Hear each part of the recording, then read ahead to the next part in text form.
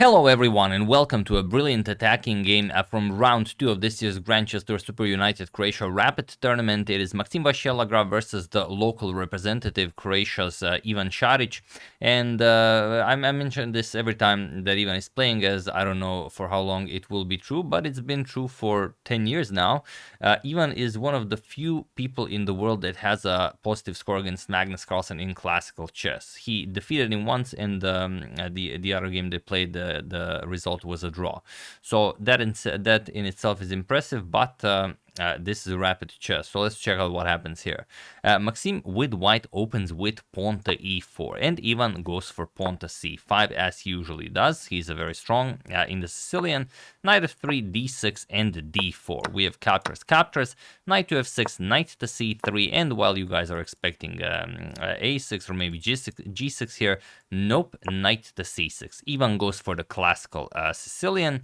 We have bishop to c4. The Richter Rouser bishop to g5 is still by far the most popular. The Sozin attack is the second most popular continuation. We have pawn to e6 and bishop to e3. Here you don't have to play bishop to b3 right away. You're not in danger of knight captures on e4 and d5 just yet. Bishop to e3 and bishop to d7. We have queen to e2 and pawn to a6, preparing pawn to b5. Bishop back to b3, pawn to b5, and pawn to a3, stopping pawn to b4. Knight a5 going after the bishop, and now just pawn to f4. And there are a couple of games where knight captures on b3 was played, but here Ivan goes pawn to e5, and it is now, as of move 11, that we have a completely new game. And yes, e5 is the absolute top move recommended by the engine, so of course you can see even by the clock times that Ivan knows very well what he's doing. Knight to f3 by Maxime, and knight captures on b3. C captures, and he goes queen to b8. The d6 pawn is very nicely defended, but you are preparing pawn to b4 here. So Maxime castles, invites pawn to b4, and while you could play it, it's not... well, you could play it, but after a captures on b4, let's say queen captures on b4, and now you no longer defend the e5 pawn. So you have to prepare it. We have bishop to e7 and pawn to b4. Maxime makes sure that no longer is an option. We have castles by Ivan, and now f captures on e5, d captures on e5, and bishop to c5, attacking the bishop on e7, and Ivan has to decide whether to defend the bishop with the rook, maybe queen to e8, that looks a bit weird, or to capture and allow Maxime to pass c-pawn. This is exactly what he does. Bishop captures, b captures, and now pawn to b4. If you allow Maxime to play pawn to b4 here, then this pawn on c5 is a monster. So pawn to b4 by Ivan, and knight to d5 now, putting pressure on the knight on f6, and Ivan plays bishop to b5. Now, this is the top move recommended by the engine, but it also requires you to sacrifice material. So let's see what Ivan had in mind here. And the situation on the clock, very pleasant for both of them. 21 minutes for Maxime and 19 minutes for Ivan. The rook is now hanging. So knight captures on f6. This comes with check. G captures queen e3, and Ivan helps himself to the rook. Bishop captures on f1. Rook captures, and now king to h8. The king will be less vulnerable here. Also, you can use the g file to attack the white king. Knight to h4. The f5 square is an excellent square for the knight. And okay, you will now try to put pressure on that black king. Plus, there's still the passed c-pawn to worry about. We have rook to g8 by Ivan.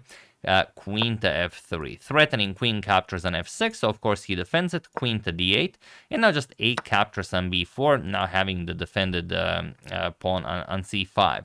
Rook to b8, going after the b4 weakness, and rook to d1, attacking the black queen on d8, queen to e7, and now knight to f5, attacking Ivan's queen here. Queen to b7. You could maybe consider some other moves like queen to e6, but I mean the position is incredibly complicated. Like you could play rook to d6, attack the queen, queen to c4, but still after h4 you get rid of any back rank weaknesses. You will claim the pawn on b4, but it's a much better position for white. So after knight to f5, queen to b7, now putting pressure on the e4 pawn and the b4 pawn, and knight to e3. He goes back. He even was probably waiting for knight to d6 to attack the queen, then he would go back and queen to e7, but knight to e3, and now rook to g6. I guess Ivan was feeling very happy here that the f6 pawn was at least somewhat defended, but knight to d5 now. This is a spectacular square for the knight, and the knight cannot be challenged here. Even if you somehow give up the rook for a knight, then Maxime will get two connected passed pawns. This is not looking well for Ivan. So pawn to a5, trying to weaken the c5 pawn, rook to c1, putting the rook behind the passed pawn. So this is a nice way of taking advantage of the principle of two weaknesses. One being Ivan's weak king side, and the other one being him having to worry about the passed c pawn. So sometimes one weakness is not enough to win the game. You have to employ both. Rook to c8 and pawn to h4, going after the rook on g6, defending the pawn on f6. A captures on b4 and pawn to h5. And now the problem is, if you go, let's say, rook to g7, which is the best move, let's say queen captures on f6, and you play something like rook c6, you go after the queen, queen captures on e5, it just looks dreadful. Even though it's your best chance as black here. But after h5, Ivan played rook to h6, and yes, okay, it's a safe square for the rook, but where is the rook going from h6? We have queen to f5. This maybe not the most precise move, but it asks black, what do you do here? The queen can't move from the defense of the rook on c8. Also, knight captures on f6 is always a scary move. Also, Maxime is preparing something that I'm sure you guys are not even thinking about. We have rook to c6, adding another defender to the f6 pawn, and now knight to e3. We have queen to c8, even happily offering a queen trade. If he trades queens, he's just up in material, but there is one move that is so scary, and it gives Maxime a completely winning position. Feel free to pause the video and try to spot this idea for Maxime while I give you a couple of seconds.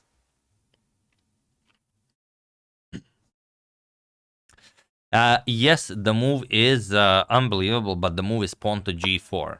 It looks like nothing, but what do you do? If you trade queens, knight captures, and the rook is trapped. You can't even give it back as an exchange. You have to give up the full rook. The rook cannot go here.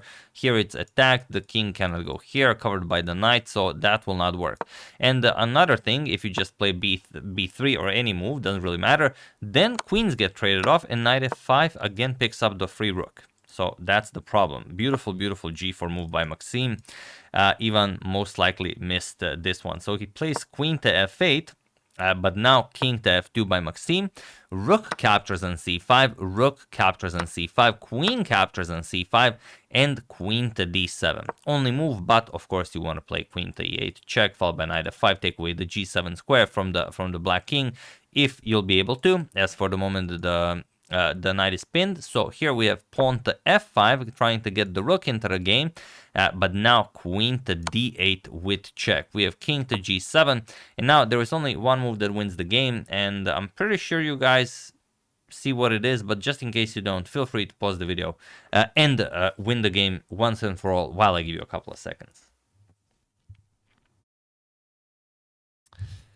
The move, of course, is king to e2. You get rid of this pin. Now the knight can move, and also the knight controls c2 and c4, so you don't have to worry about any checks. And okay, you can give one check here, but if queen to c4 with check, you can go king to d2, and you will be able to hide over on the queen side.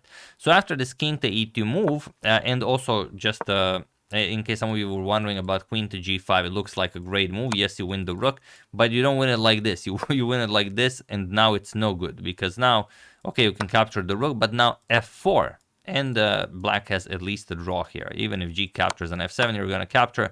You have a perpetual at most here. So that's the problem. So instead, after this king g7, king to e2, like we've discussed, and now rook to f6, and here comes another beautiful idea, pawn to h6.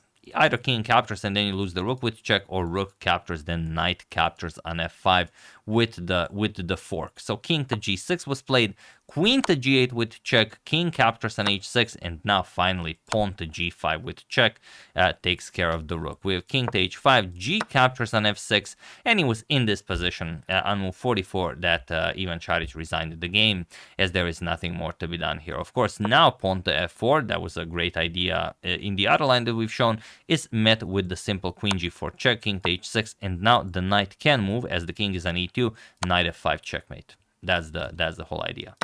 So yeah, after g captures on f6, Ivan resigns, and a brilliant victory for Maxime Vachier-Lagrave in the round 2 of this year's GCT SuperUnited Croatia Rapid Tournament. So yeah, that's the game. Hope you guys enjoyed it. If you have any other favorites, do use hashtag suggestion. I will cover them later today or maybe even tomorrow morning. And yeah, we'll see what happens in round 3. But yeah, and then we're going to discuss the standings. I'm not going to show you. I rarely show the standings, before round 3 has been played. So yeah, that's the game. Hope you guys enjoyed it. I would like to thank Michael Hoff, Lawrence Brazer, Edward Bazo, Kevin O'Grady, and James Eugene Cashman for your contribution to my channel. Thank you a lot. I really appreciate it. As usual, you can check 2 of my previous videos here. Thank you for watching, and I will see you soon. Continuing to check up on your wonderful suggestions, but mostly covering this spectacular event until it finishes. So thank you all. I will see you soon, and have an excellent rest of your day.